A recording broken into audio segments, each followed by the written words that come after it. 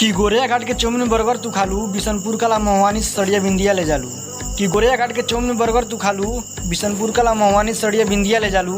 तय करे जा बतावा न तू देवरिया जिला का करे जालू।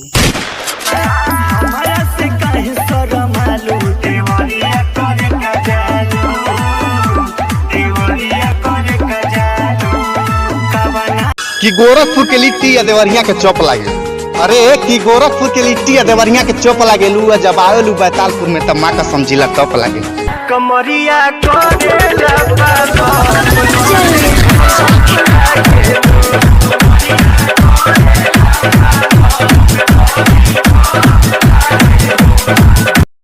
हमार शीशा जैसन दिल के तू पत्थर से तोड़ देलू। कि हमार शीशा जैसन दिल के तू पत्थर से तोड़ देलू आ दूसरा के चक्कर में पड़ के मार करे जा तू हमारा के छोड़ देलू।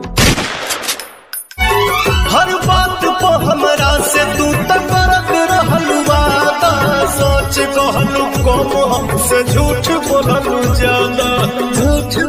कि अरे प्यार नहीं होई अब दोबारा लड़की बहुत सतावेले। अरे प्यार नहीं होई अब दोबारा लड़की बहुत सतावेले। रिचार्ज हम कराई रे भाईवा ई मादरचोद कोनो और से बतियावेले। लगल हमारा ई खबर बा तोहार पहिले से लगल हमारा ई खबर